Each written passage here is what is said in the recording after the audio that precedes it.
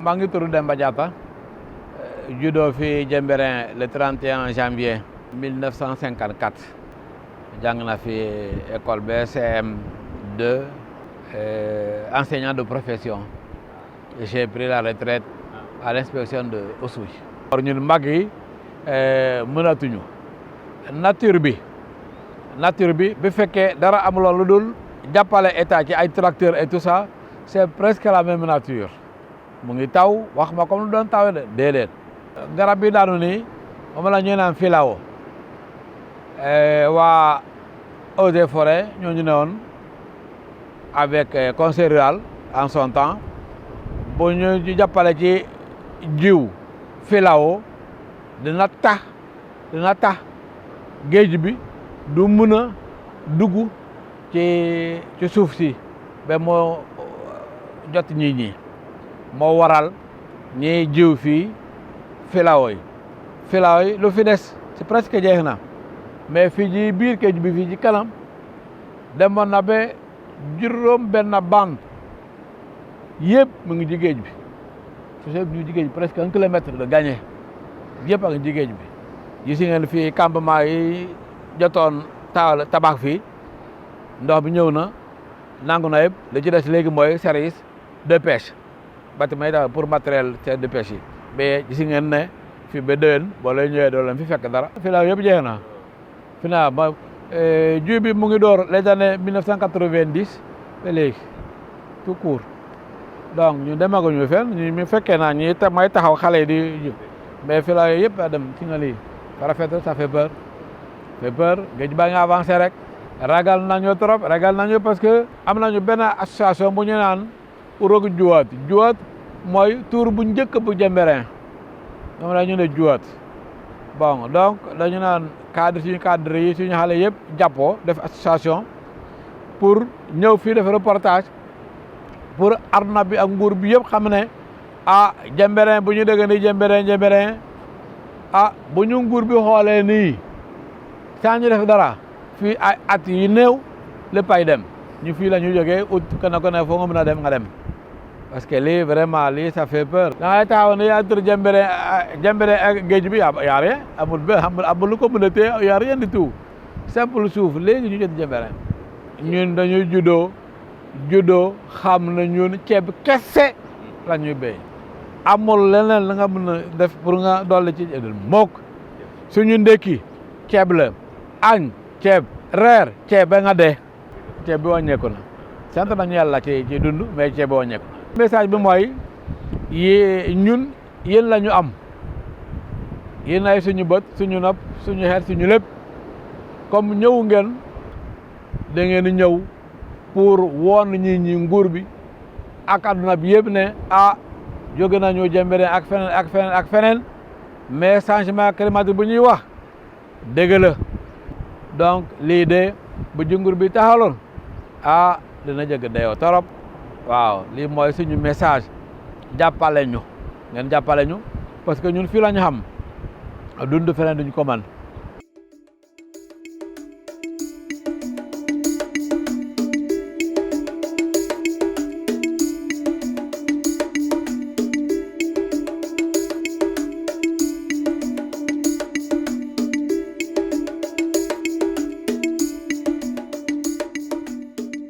Je m'appelle René Jean-Pierre Préra, chef de village de Sindone. Nous sommes ici à Sindone,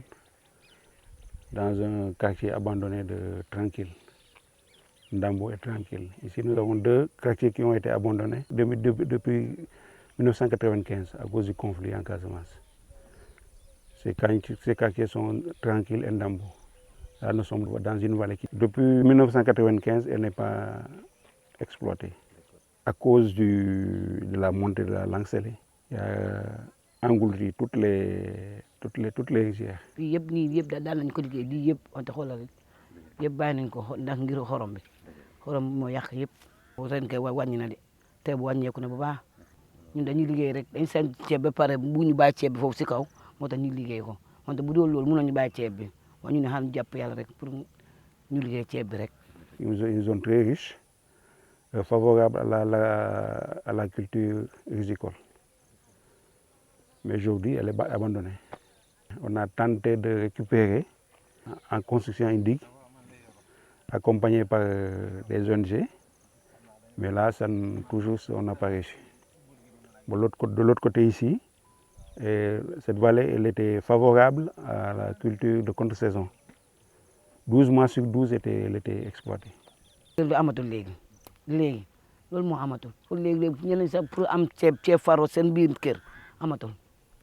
moom bu amee soxla pour ceeb faro xanaa mu dem wut ko feneen de. De l'autre côté, on a essayé de récupérer certaines vallées aussi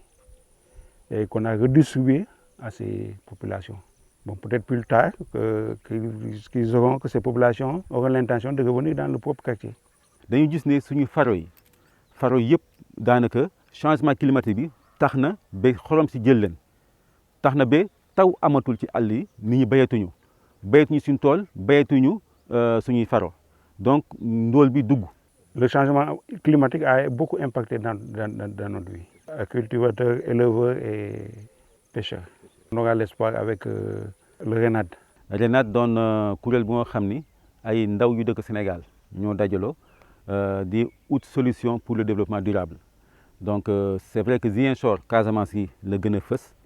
mais am na ci yeneen régions yi. Depuis 2007, on a mis un comité de protection de la nature. Solution bi ñu ñoo ko ne xalaatal suñu bopp. C'était un ballon très poissonneux. Le ballon a perdu son lit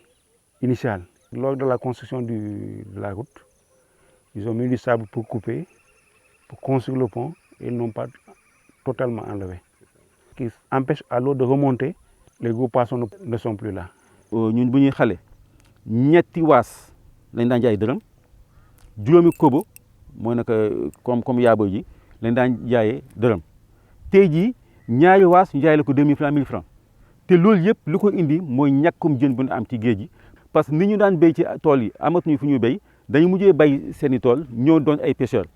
donc bu ñu ñëw di yar jën non seulement dañuy am temps de repos ci géej gi mais également dina tax ba jën yu ñuy yar ñu mun leen également dem empoisonner géej gi loolu yëpp day doon solution ci problème bi ñu am aujourd'hui par rapport au développement durable par rapport à l'emploi par rapport à l'insécurité alimentaire dans les villages. Donc il faut que ñu trouver ci solution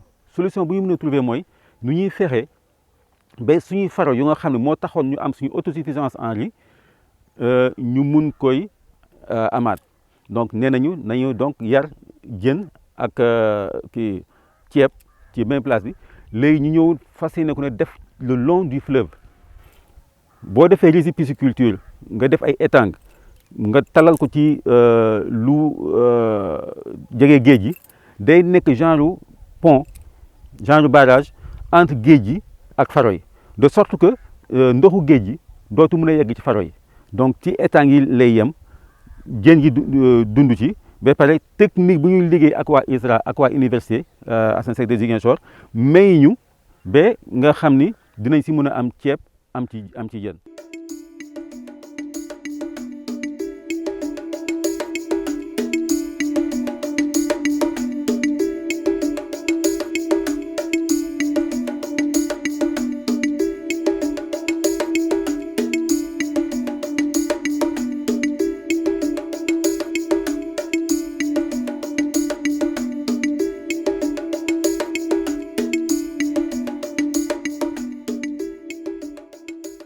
man maa ngi tudd Souley Ndiaye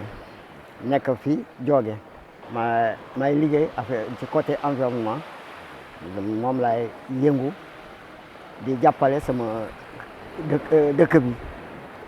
maa ngi juddu ci année 53 ci identité waaw fii laa mos a def jàng ñëw liggéey ci hôtelier la di liggéey ci laa amee tam xalaat ndaxte fi ñu taxaw nii ndox la woon bâtiment bi ñu bay nii bâtiment bu dëgër la nekkoon ci kaw àll li mu ngi ni daanu noonu tam la kër yi mel am ñoo xamante ne dañu mujjee traversé ba côté Karabane di fa béy te bu njëkk ba àllu am pagay tool rizières yi am pagay da ngay béy ba doyal bon ñu ngi béy mooy ñi nga xam ne seen rizière baa ngi ci gannaaw dëkk bi mais ñi nekkoon en face ñooñu amatuñu moyen population bi quand même war na dem ci ay 500 parce que kenn mënul leen lim sama engagement bi mooy dama daan planter ay filao pour wàññi érosion bi ngelaw géej gi mais aussi ma trouvé ne que pour récupération bi mooy ma def ay épis ci biir épis yi mën na am ma gën a réussir gën defaraat jéem a tenir parce que jéem naa ko daaw jéeg ba ren ma gis avancement mooy que ñun fi ñu taxaw nii suñu demee ba toog nii te peese baa ngi nii ñëw egsi wu fii ci suuf bu wow quand même warul yem Diogué warul yem Sénégal maa ngi ñaan xale yi suñu doom yi ak seen mag yi ñu mën ci téye pour que ñu mën a liggéey lu mel nii parce que avenir baa ngi ci ñoom lii ñëw ci jeunesse bi la nekk bien merci.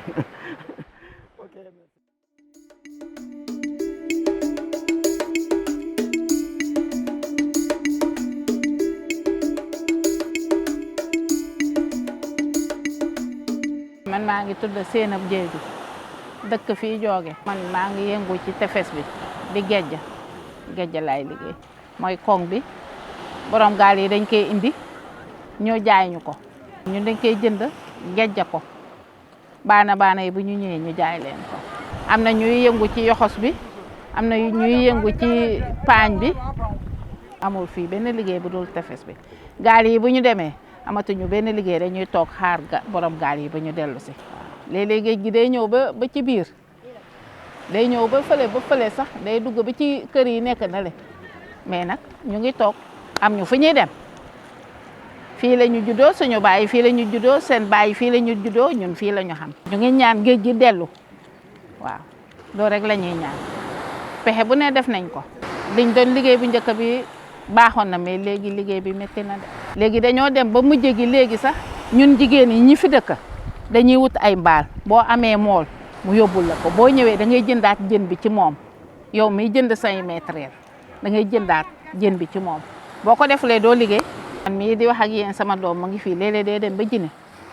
bu liggéey bi baaxulee fii day dem ba Jine dem campagne ba Tabaski jot mu ñibbisi mu ngi fii sax ñàkk jën bi ndax bu amoon kenn du dem mais liggéey bi léegi dafa metti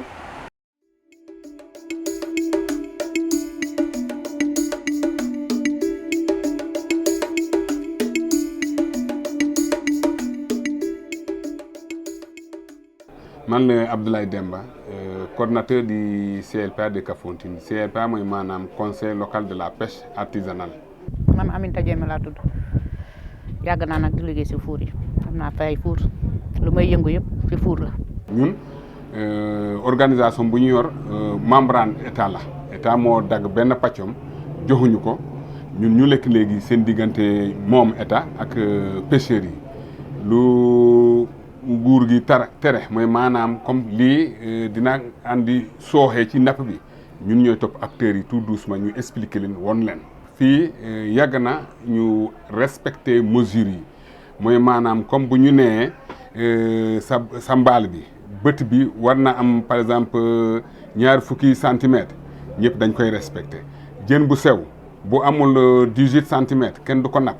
loolu dañ koy respecté comme aire marine protégée bu nekk fii à Béné dañ fay yar ay jën pour jën yi bu ñu màggee ñoom ñooy génnal seen bopp. production jën ci Kafountine yaatu woon na mais léegi avec problème yu nga xam ni ñoo daanu tey askan bi demee na ni que stock bi ci boppam mooy maanaam jën bi nu mu doon amee dafa wàññeeku bu baax. loolu ay facteurs yu bëri moo ko andi. ba ñu nekk xale. bu taw bi arrêté woon dañuy jàpp jën suñ dëkk fii bu taw bi arrêté woon gis yi da nga leen di gis si ndox bi mais tey loolu yëpp amatul kon taw moo amul moo tax. problème changement climatique bi nekk naa comme ndey mbil de wàcc stock bi mais aussi comportement acteurs yi bokk na. ma commencé ci changement climatique bi tey ndox bi taw nu mu doon taw démb Casamance ak tey am na changement. loolu lu ko waral dagg nañu àll bi ba presque bu dekkoon àll bi tey fukk la mun naa wax ni juróom moo fa des te ba léegi bàyyi ñu ngi dagg àll bi. moo tax aussi ñun acteurs de la pêche yi et de la transformation ñu ngi ñaan aussi nguur si pour mu am lu ñuy jàppale pour solution am. ñun tam acteurs yi il faut que ñu changer aussi suñu jikko suñu comportement. tey fii ci aire de transformation fu ñuy lakkee jën bi Kafountine boo fa duggee nga gis matt bi nu ñu koy jàllee ça fait des mètres et des mètres cubes. ñu ngi wax ne garab yi ñuy dagg ak yooyu mais Kafountine liggéeyam ak matt la ak Joalo duñu benn parce que jën yi ñoo nekkul benn ñuy yëngoo fii ak ñële nu ñuy yëngoo du benn ñële dañuy béy ay dugub ay ditax la ñuy béy mooy dugub yi seen kii yooyu ak kii bant yooyu fii nag ñun amuñu ko soo ñun matt rek lañ mën a liggéey fii.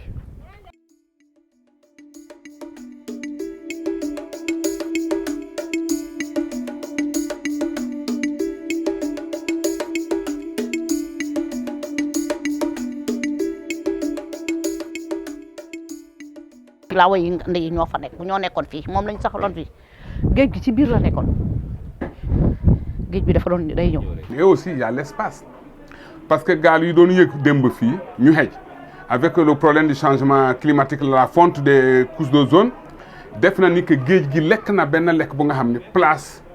pour gaal yi yëg problème la c'est-à-dire man su ma ñëwee comme je suis le premier man maa njëkk a teeral suma gaal damay yëgal suma gaal à fond. kii bu ñëwee donc boo xoolee rimage bi day def ba ñetti gaal ce qui veut dire que même bu ma fajaroo pour dem géej tant que ku mujjee kii wàcceelu gaalam ñun ñaar ñi du ñu mën a wàccee suñu gaal et tout ça aussi changement climatique bi moo ñu ko andi. actuellement amuñu liggéey géej gi doxul amuñu dara bu ñu yeewoo 3 mois mu ngi nii man moo liggéeyuma actuellement jën amul ndax at bu nekk bu taw bi tawee bu taw bi jeexee géej gi day puus. bu fekkee liggéey am na damay lakk 3 tonnes par jour tey mënuma lakk 1 tonne tout yëpp ay faro la ba suba ay faro la parce que bu fekkee ndox am na xorom bi du mun laal kii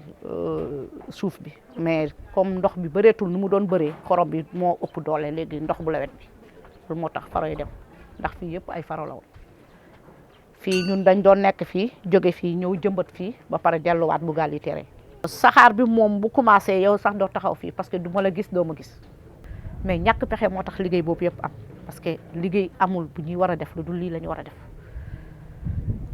so dañuy gëm ne yàlla moo ñu nekk ni bu fekkee am na ñu mën a dimbale ci kaw loolu ñu dimbale ñu parce que xaalis moo amul. firme boobu bu nga xam ni ñoo yore wàllum pétrole bi ak gaz bi ñoo nañu fi ba ñu woote acteurs yi ñu yóbbu leen fale à la mairie pour ñu waxtaan